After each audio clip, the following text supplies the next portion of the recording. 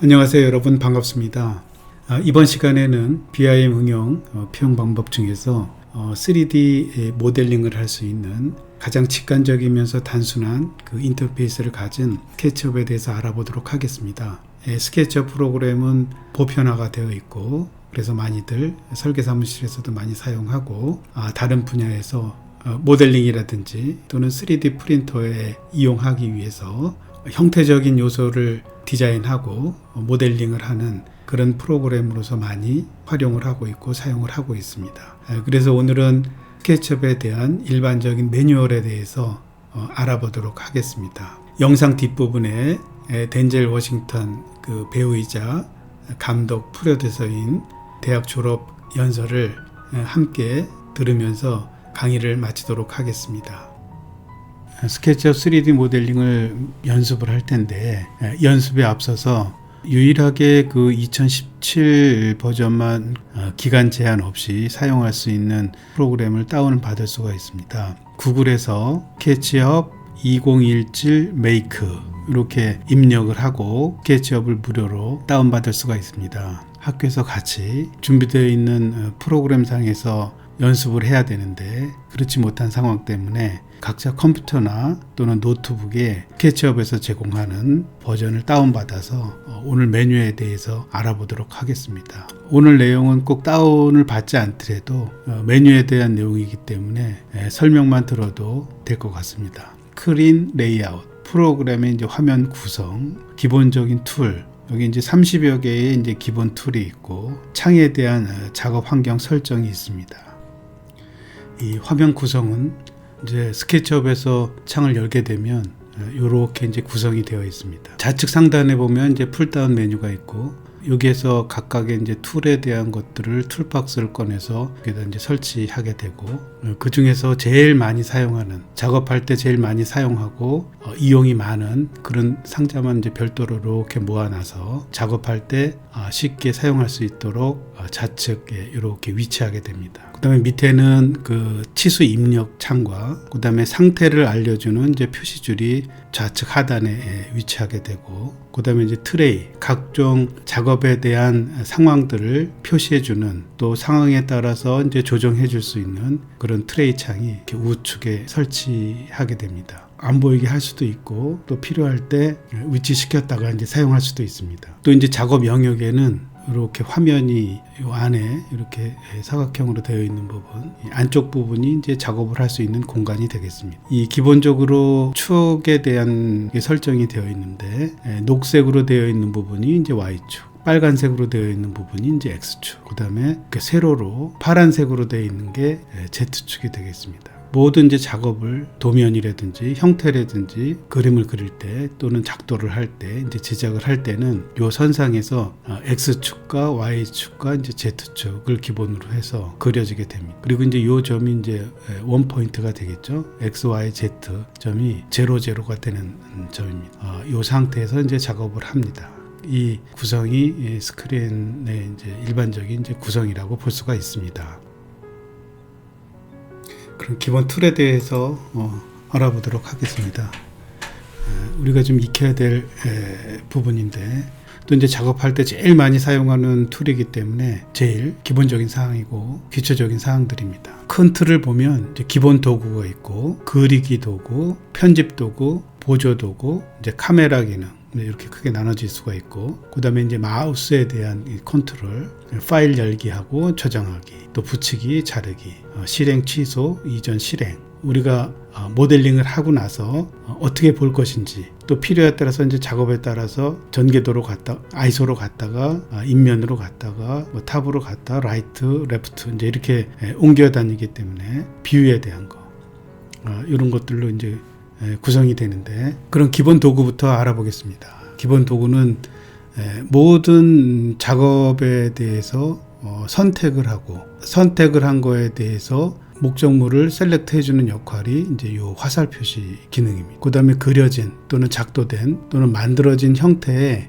색상을 입히거나 아니면 질감을 입힐 수 있는 게 이제 페인트, 버켓. 작업을 하다가 실수로 수정해야 될 부분이 있으면 이제 이레이저 기능, 이 지우기 기능이 있습니다. 그리기 도구에는 연필처럼 생겼죠. 이게 이제 라인. 그다음에 사각형을 그릴 수 있는 게 이제 렉탱귤. 가로 열고 닫고에 있는 표시는 다 단축키들입니다. 그래서 사각형을 그릴 경우에는 이제 키보드에 R만 표시되면 요 렉탱귤, 사각형을 그릴 수 있는 명령어가 되겠습니다. 원 그릴 수가 있고, 아크는 이제 종류가 크게 이렇게 이제 4가지가 있습니다. 중심점을 기준으로 해서 아크 그리는 거 있고, 또는 지름을 기준으로 해서 그릴 수 있는 이제 2포인트 아크가 있고, 3점을 기준으로 해서 3포인트 아크가 있고, 요거는 3개는 다 형태를 그리지만 이제 면을 만들어주는 기능이 아니라 선만 만들어주는 기능들입니다. 그리고 이제 파이처럼 이렇게 생겨 있는 이 부분은 아크를 만들어주지만 만들어줌과 동시에 이렇게 색깔로 칠해져 있죠. 이게 이제 면을 만든다는 얘기입니다.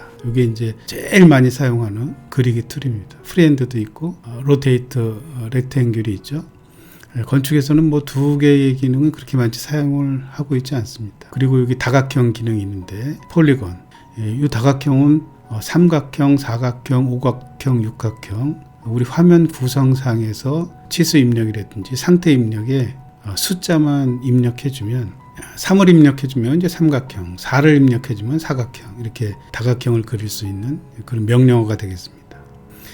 편집 도구에는 이제 이동을 하는 무브 기능의 단축키가 M, 형체 또는 그 물체를 만드는 3D 모델을 회전시켜주는 로테이트 기능, 그 다음에 크기를 조절하는 스케일 기능, 그리고 스케치업에서 가장 많이 사용하는 푸시풀 기능입니다. 밀고 당기고, 그럼으로 인해서 형태를 조절시켜주는 그런 기능이 이제 푸시풀 기능입니다. 이게 이제 단축키가 P이고, 이 팔로우 미 기능은 이렇게 아이콘으로 되어 있는데, 엣지 부분을 어떤 형태와 똑같이 이제 돌리겠다라고 하면 그 단면만 있으면 그 엣지를 따라서 똑같이 형태를 만들어주는 역할이 이제 팔로우 미 기능입니다. 이것도 이제 많이 사용하죠. 그 다음에 이제 옵셋 기능. 옵셋 기능은 이제 CAD나 뭐 일반적으로 똑같은 거를 옆에다가 간격을 유지해 가면서 복사해주는, 또는 같은 간격을 4면으로 또는 2면으로 이렇게 간격을 유지해주는 게 이제 옵셋 기능입니다. 보조 기능으로는 여기 자처럼 생겨 있는데, 이제 이거는 이제 2가지, 3가지 역할을 합니다. 첫째는 이제 치수를 재거나 또는 가상선을 그리거나 가상선에 점을 만들어준다든지 이제 이런 기능을 하는 테이프 매저 기능이 있고, 치수를 입력해주는 이제 디멘션, D 가로 열고 가로 닫고, 그 다음에 이제 각도를 재줄 수 있는 프로텍터 기능, 그 다음에 텍스트를 써주는 이제 텍스트. 화면상에서 축렬이 0포인트, 0포인트, 0포인트, 축렬이 XY Z점에 000으로 되어 있을 때, 그거는 이제 절대좌표고, 또 상대좌표를 잡아줄 수 있는 축을 만들어주는 기능이 요 엑시스 기능. 또 텍스트도 이제 2D로 그려질 수 있는 텍스트가 있고, 이제 3D로 만들어줄 수 있는, 입체로 만들어줄 수 있는 기능인 3D 텍스트가 이렇게 있습니다. 여기 이제 보조 기능에 해당이 되고, 이 카메라 기능은 이렇게 회전이라든지 펜, 이 움직이는 기능, 줌 기능. 줌은 이제 마우스를 갖고 스크롤 하게 되면 이제 크고 작게, 또는 일정한 부분을 이렇게 윈도우로 잡아주면 그 부분만 이제 확대가 되고, 확대된 부분을 전체를 보고 싶고자 할 경우에는 줌 익스텐드인 이 기능, 그리고 그 전에 실행했던 뷰를 보려면은 프리뷰스 기능, 이렇게 해서 이제 카메라 기능 도구들이 있습니다. 또 건물을 모델링을 할 경우에 어디서 어떻게 보느냐에 따라서 카메라가 이제 기능이 있습니다. 이 표시는 사람의 위치에서 눈높이에서 이제 보는 그런 기능이 되겠고, 요거는 이제 걸어가면서 볼 수 있는 워킹 기능, 그 다음에 그 자리에서 둘러보는 기능, 내가 위치한 곳에서 좌우, 뭐 상하 이렇게 둘러보는 이런 기능이 있습니다. 모델링으로 되어 있는 부분은 이제 단면으로 보고 싶다라고 하면은 섹션 플랜으로 단면을 도면처럼 이제 볼 수가 있습니다. 그래서 기본적인 툴은 이렇게 갖춰져 있고, 지금 얘기한 것들로 이제 구성이 되어 있습니다. 실습을 해볼 것들은 이제 여기가 이제 또 많이 쓰는 부분인데, 우리는 입체적으로 뭔가 형태를 만들었으면은 이제 그룹으로 만든다든지 또 컴포넌트로 만들어야 됩니다. 이 그룹과 컴포넌트는 이 스케치업에서 굉장히 중요한 역할을 합니다. 이 모든 형체를 만들었을 때는 다 이제 그룹으로 만들어야 됩니다. 근데 똑같은 것들이 여러 개를 동시에 수정과 변형을 꼭 해야 된다라고 하면 이제 컴포넌트로 만들어야 됩니다. 이제 그런 기능이 있고, 여기에 있는 여러 가지 기능들은 실습을 통해서 하나하나 이제 알아보도록 하겠습니다. 그래서 여러분들은 스케치업을 하는데 지금 여기 툴로 구성되어 있는 것들이 이제 제일 많이 보게 될 거고, 또 작업을 하고 실질적으로 이제 사용을 해야 되는 툴이기 때문에 이번 시간에는 툴에 대한 기본적인 기능과 그것들을 이제 실습을 해 보겠지만, 이 아이콘들이 어떤 역할을 하는지, 중요한 거는 여기 가로 열고 가로 닫기 기능들이 있죠. 우리들은 다 일일이 그 아이콘을 눌러서 작업을 하게 되면 이제 그만큼 시간이 많이 걸리게 됩니다. 그렇기 때문에 단축키를 이용하면 그만큼 이제 시간도 절약이 되고, CAD 사용할 때나 레빗을 사용할 때 단축키들을 많이 사용하죠. 그것처럼 스케치업도 단축키를 많이 사용합니다. 그래야 작업 시간도 줄이고 효율과 능률이 오를 수 있기 때문에 단축키를 많이 사용합니다. 대부분들이 다 간단한 단축키로 되어 있기 때문에 이것만큼은 여러분들이 한 주 동안에 몇 가지는 눈에 좀 익혔으면 합니다. 이게 과제가 될 수도 있죠. 또 해보다 보면 이제 단축키는 금방 익숙해지기도 하고, 또 여기 있는 그 각각의 기능들이 단순하기 때문에 쉽게 사용할 수 있게 됩니다. 기본적으로 이제 이런 툴들이 어떤 기능을 하는지 이런 것들을 숙지하기 바랍니다. 다음은 윈도우 툴 세팅에 대해서 좀 얘기를 하려고 합니다.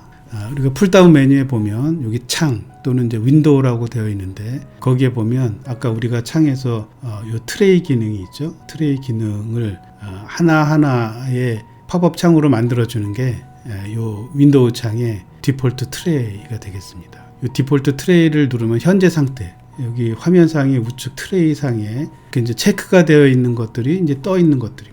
불필요하면 이걸 체크를 삭제하면 트레이 창이 이제 꺼지게 되겠죠. 그런 것들이 이제 필요로 하는 것들, 여기 표시하는 것들은 이제 대부분 제일 많이 사용하는 것들이고, 다 숨겨놨을 때는 이제 이렇게 되고, 또 여기 화살표를 누르면 이렇게 펴지게 됩니다. 펴지게 되면 작업을 한 상태의 내용들을 쭉 알아볼 수가 있는 거겠죠. 우리 CAD에도 이제 레이어가 있는 것처럼 스케치업에도 레이어가 있습니다. 또 CAD 도면을 불러오게 할 때 CAD에 있는 레이어를 똑같이 스케치업에서도 레이어로 표시를 해줍니다. 그런 것처럼 레이어 기능이라든지 물체를 만들었을 때, 또는 이제 모델링을 했을 때 그림자의 방향에 따라서, 태양의 고도에 따라서 시간대별로, 계절별로 그림자도 이제 표시를 해주기도 하고, 우리가 이제 또 모델링을 하고 나서 이제 엣지 부분이 있죠. 엣지 부분을 좀 부드럽게 할 것인지 또 거칠게 할 것인지 이런 것들을 표시해주는 기능들이 있습니다. 또 여기서 이제 중요한 게 뭐냐면은 프리퍼런스인데, 이 기능은 이제 제일 먼저 스케치업을 진행할 때 제일 먼저 이제 세팅을 해놔야 되는 사항들입니다. 스케치업에 프리퍼런스가 있죠. 그게 이제 우리가 화면상에서, 이런 화면상에서 이 화면이 이제 스케치업에 누가 어떤 목적으로 사용할 것이냐에 따라서 이 템플릿을 정해야 됩니다. 우리는 건축이기 때문에 이제 건축 디자인을 선택을 하고, 그럼 여러 나라에서 이 스케치업을 사용을 하겠죠. 우리나라의 기본적으로 도면 표시는 이제 밀리 단위로 표시를 합니다. 또는 이제 인치 단위로도 표시를 할 수가 있겠죠. 다른 나라 같은 경우나 이제 필요에 따라서 도면을 그릴 경우에 인치 단위로도 표시가 돼 있고, 또 이제 메타 단위로도 표시가 되고, 센치 단위로도 이제 표시를 할 수가 있습니다. 그래서 그것들을, 그런 그 플레이트를 제일 먼저 설정을 먼저 해놔야 됩니다. 그런 것들을 정한 게 이제 프리퍼런스, 여기 이제 창에 이 프리퍼런스 아이콘으로 들어가게 되면 이 팝업 창이 뜨겠죠. 팝업 창에서 이제 결정을 해줄 수가 있고, 또 스케치업을 이제 다운 받으면 제일 먼저 세팅이라는 걸 하게 됩니다. 그때에 이제 결정해 주는 게 프리퍼런스의 목적에 맞게끔 템플릿을 이제 결정하는 그런 창이 되겠습니다. 가장 기본이 된다라고 볼 수가 있죠. 한번 설정해 놓으면 계속 다음번에도 부팅을 했을 때, 또는 프로그램을 열었을 때 한 번 설정해 놨기 때문에 이제 그대로 똑같은 설정 창으로 이제 뜨게 됩니다. 이런 것들은 이제 하나하나 또 실습을 해 가면서 또 한번 이제 설명을 할 겁니다. 그렇지만 이제 기본적으로 여러분들이 다운을 받게 되면 기본적으로 지금 얘기한 그런 이제 세팅들 또는 툴들을 눈에 익히면 쉽게 작업을 한번 연습을 할 수 있지 않을까 이렇게 생각을 합니다. 그래서 오늘은 스케치업의 기본 매뉴얼, 그 다음에 화면의 구성, 이렇게 이제 세 가지. 화면의 구성, 또 기본적인 툴, 그 다음에 윈도우 툴의 이제 세팅, 이제 이거를 알아봤습니다. 덴젤 워싱턴의 졸업 연설을 함께 듣고 이번 시간은 이것으로 마치도록 하겠습니다.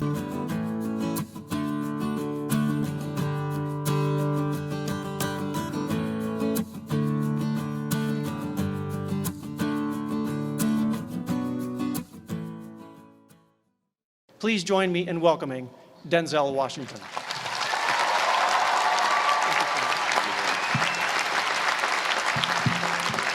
Thank you. Thank you very much. Today's graduates. I'm honored and grateful for the invitation today. It's always been great to be on the Penn campus. I've been here before a lot of times for basketball games. My son played at the Palestra, played on the basketball team. Yeah, that's right. He played on the basketball team. Coach didn't give him enough playing time. We'll talk about that later. No, but I'm really pleased with the progress that Coach Allen has made, and no, I do. I am. I really am. And I hope him the best success in the future. And you know, I always get a warm welcome when I come to Pennsylvania, when I come to Philadelphia, except on the few occasions where I wear my Yankee cap.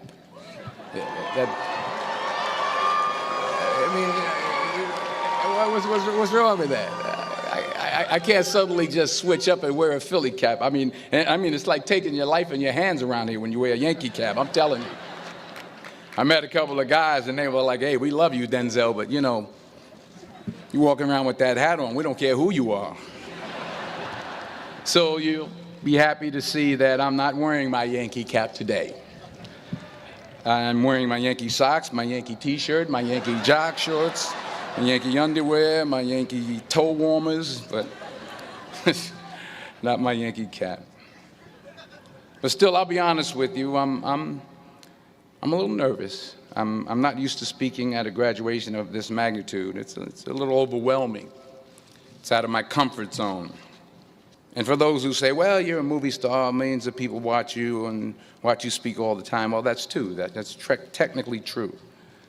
But I'm not actually in the theater watching them watching me. I think that makes sense. But from up here, I can see every single one of you. And that makes me uncomfortable. I was thinking about this speech, what I should say.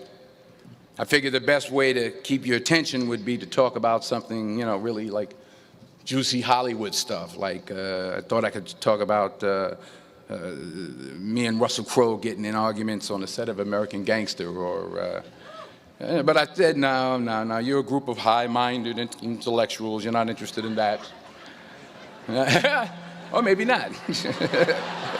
I thought about a private moment I had backstage with Angelina Jolie in a dressing room after the Oscars. But I said, no, I don't think so. This is an Ivy League school. And I mean, Angelina Jolie half naked in a dressing room. Who wants to hear about that?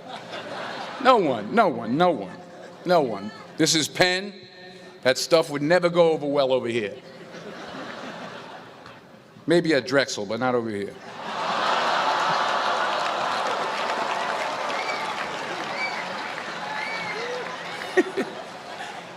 Woo, I'm in trouble now. So I was back to square one, feeling the pressure. So now you're probably thinking, if it was going to be this difficult, this much pressure, why did I even accept today's invitation in the first place? Well, you know, my son goes here, that's number one. That's a good reason. And I always like to check to see how my money's being spent. And I'm sure there's some parents out there who can relate to what I'm talking about. Yeah. To everybody upstairs. And there were some other good reasons for me to show up. Sure, I got an Academy Award, but I never had something called a magic meatball after waiting in line for half an hour at the food truck. Yeah? Yes, I talked face-to-face with President Obama, but I never talked face-to-face with a guy named Queter who sings bad songs over at Smokes on Tuesday night. Yes, I have played a detective who battles demons, but I've never been to a school in my life where the squirrel population has gone bananas. I mean, they're breaking in the dorm rooms, they're walking around campus. I think I saw some carrying books on their way to class. So I had to be here. I had to come. Even though I was afraid I might make a fool of myself. In fact, if you really want to know the truth, I had to come exactly because I might make a fool of myself. Now, what am I talking about? Here it is. I found that nothing in life is worthwhile unless you take risks. Nothing. Nelson Mandela said, "There is no passion to be found playing small and settling for a life that's less than the one you're capable of living." Now, I'm sure in your experiences in school and applying to college and picking your major and deciding what you want to do with life, I'm sure people have told you to make sure you have something to fall back on. Make sure you got something to fall back on, honey. But I never understood that concept, having something to fall back on.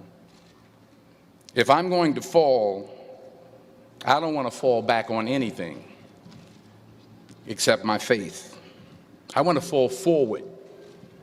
I figure at least this way I'll see what I'm going to hit. Fall forward. This is what I mean. Reggie Jackson struck out 2,600 times in his career, the most in the history of baseball. But you don't hear about the strikeouts. People remember the home runs. Fall forward. Thomas Edison conducted 1,000 failed experiments. Did you know that? I didn't know that.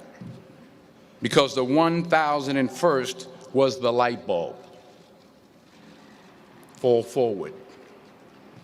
Every failed experiment is one step closer to success. You've got to take risks, and I'm sure you've probably heard that before, but I want to talk to you about why that's so important. I got 3 reasons, and you can pick up your iPhones. First, you will fail at some point in your life. Accept it. You will lose. You will embarrass yourself. You will suck at something. There's no doubt about it. And I know that's probably not a traditional message for a graduation ceremony, but hey, I'm telling you, embrace it, because it's inevitable. In the acting business, you fail all the time. Early on in my career, I auditioned for a part in a Broadway musical. Perfect role for me, I thought, except for the fact that I can't sing. So I'm in the wings, I'm about to go on stage, but the guy in front of me, he's singing like Pavarotti. He's just, and he's just going on and on and on, and I'm just shrinking, I'm getting smaller and smaller. So they say, "Oh, thank you very much, and you'll be hearing from us." So I come out with my little sheet music, and it was Just My Imagination by the Temptations. That's what I came up with. So I hand it to the accompanist, and she looks at it and looks at me and looks out at the director and was like, "All right." So I start, I'm going to sing. I'm like, "It's just my imagination once again, and then coming away with me." And I'm not saying anything, so I'm thinking I'm getting better. So I start getting into it. It was just my imagination. Running. They say, "Oh, yeah, thank you. Thank you very much, Mr. Washington. Thank you." So I assumed I didn't get the job. But the next part of the audition, he called me back. The next part of the audition is the acting part of the audition. No, I'm like, hey, okay, maybe I can't sing, but I know I can act. So they pair me with this guy, and again, I didn't know about musical theater. And musical theater is big, so they can reach everyone all the way in the back of the stadium.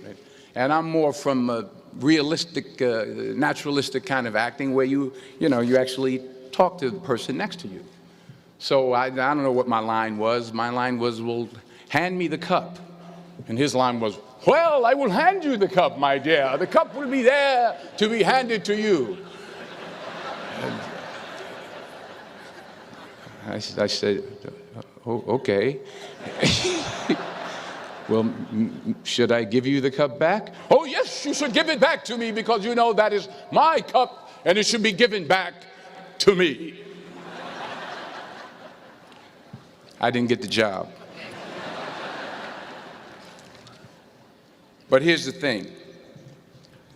I didn't quit. I didn't fall back. I walked out of there to prepare for the next audition, and the next audition, and the next audition. I prayed. I prayed, and I prayed. But I continued to fail, and fail, and fail. But it didn't matter, because you know what? There's an old saying, you hang around the barbershop long enough, sooner or later you're going to get a haircut. So you will catch a break, and I did catch a break. Last year, I did a play called Fences on Broadway. Someone talked about it. Won the Tony Award. And I didn't have to sing, by the way. But here's the kicker. It was at the Court Theater. It was at the same theater that I failed that first audition 30 years prior. The point is, and I'll pick up the pace, the point is every graduate here today has the training and the talent to succeed. But do you have the guts to fail? Here's my second point about failure. If you don't fail, you're not even trying. I'll say it again. If you don't fail, you're not even trying. My wife told me this great expression. To get something you never had, you have to do something you never did. Les Brown's a motivational speaker. He made an analogy about this. He says, imagine you're on your deathbed, and standing around your deathbed are the ghosts representing your unfulfilled potential, the ghost of the ideas you never acted on, the ghost of the talents you didn't use. And they're standing around your bed, angry, disappointed, and upset. They say, we came to you because you could have brought us to life, they say. And now we have to go to the grave together. So I ask you today, how many ghosts are going to be around your bed when your time comes? You've invested a lot in your education, and people have invested in you. And let me tell you, the world needs your talents, man, does it ever. I just got back from Africa like 2 days ago, so if I'm rambling on, it's because I'm jet lagged. I just got back from South Africa. It's a beautiful country, but there are places there with terrible poverty that need help. And Africa is just the tip of the iceberg. The Middle East needs your help. Japan needs your help. Alabama needs your help. Tennessee needs your help. Louisiana needs your help. Philadelphia needs your help. The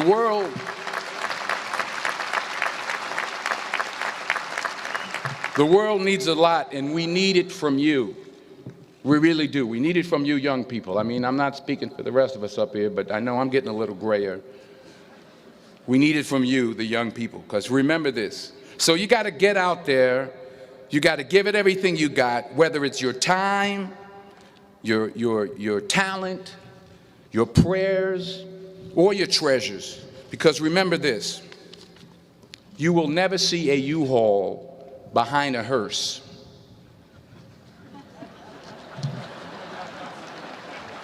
I'll say it again. You will never see a U-Haul behind a hearse. You can't take it with you. The Egyptians tried it, and all they got was robbed. So the question is, What are you going to do with what you have? I'm not talking about how much you have. Some of you are business majors, some of you are theologians, nurses, sociologists, some of you have money, some of you have patience, some of you have kindness, some of you have love, some of you have the gift of long suffering, whatever it is, whatever your gift is. What are you going to do with what you have? All right, now here's my last point about failure.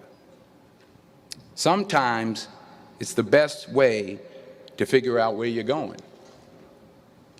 Your life will never be a straight path. I began at Fordham University as a pre-med student. I took a course called cardiac morphogenesis. I still can't say it. Cardiac morphogenesis. I couldn't read it. I couldn't say it. I sure couldn't pass it. So then I decided to go into pre-law, then journalism. And with no academic focus, my grades took off in their own direction. Yeah, down. I was a 1.8 GPA one semester, and the university very politely suggested that it might be better to take some time off. I was 20 years old. I was at my lowest point. And then one day, and I remember the exact day, March 27th, 1975, I was helping my mother in her beauty shop. My mother owned a beauty shop up in Mount Vernon. And there was this older woman who was considered one of the elders in the town. And I didn't know her personally, but I was looking in the mirror, and every time I looked at the mirror, I could see her behind me, and she was staring at me. She just kept looking at me. Every time I looked at her, she kept giving me these strange looks. So she finally took the dryer off her head and she said something I'll never forget. First of all, she said, "Somebody give me a piece of paper. Give me a piece of paper." She said, "Young boy, I have a prophecy, a spiritual prophecy." She said, "You are going to travel the world and speak to millions of people." Now, mind you, I'm 20 years old. I'm flunked out of school. In fact, like a wise ass, I'm thinking to myself, maybe she's got something in that crystal ball about me getting back into school next fall. But maybe she was on to something, because later that summer, while working as a counselor at a YMCA camp in Connecticut, we put on a talent show for the campers. And after the show, another counselor came up to me and asked, "Have you ever thought about acting? You're good at that." So when I got back to Fordham that fall, I got in and I changed my major once again for the last time.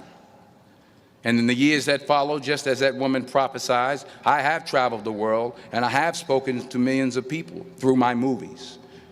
Millions who up till this day couldn't see me, who up till this day I couldn't see while I was talking to them, and they couldn't see me. They could only see the movie. They couldn't see the real me.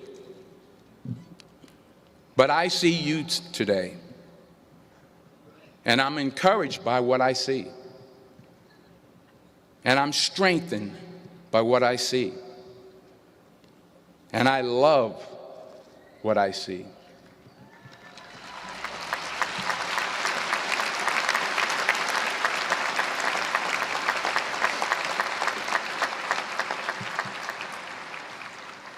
One more page, and I'll shut up. Let me conclude with this one final point, and actually the president kind of brought it up. It has to do with the movie Philadelphia. She stole my material. Many years ago, I did this movie called Philadelphia. We filmed some of the scenes right here on campus. Philadelphia came out in 1993. Most of you were probably still in diapers. Some of the professors, too. But that cracked me up. But it was a good movie. Rent it on, Netflix. It's a good movie. Rent it. I get 23 cents every time you rent it. Please, rent it. True. Parents up there, rent it. Netflix, please. Tell your friends, too. It's about a man played by Tom Hanks who's fired from his law firm because he has AIDS. He wants to sue the firm, but no one's willing to represent him until a homophobic ambulance chaser lawyer, played by yours truly, takes on the case. In a way, if you watch the movie, you'll see everything I'm talking about today. You'll see what I mean about taking risk or being willing to fail. Because taking risk is not just about going for a job. It's also about knowing what you know and what you don't know. It's about being open to people and to ideas. In the course of the film, the character I play begins to take small steps, small risks. He very, very, very slowly begins to overcome his fears. And I feel ultimately his heart becomes flooded with love. And I can't think of a better message as we send you off today. To not only take risks, but to be open to life, to accept new views, and to be open to new opinions, to be willing to speak at a commencement at one of the best universities in the country, even though you're scared stiff. While it may be frightening, it will also be rewarding. Because the chances you take, the people you meet, the people you love, the faith that you have, that's what's going to define you. So members of the class of 2011, this is your mission. When you leave the friendly confines of Philly, never be discouraged, never hold back, give everything you got. And when you fall throughout life, and maybe even tonight after a few many glasses of champagne, remember this: fall forward. Congratulations, I love you, God bless you, I respect you.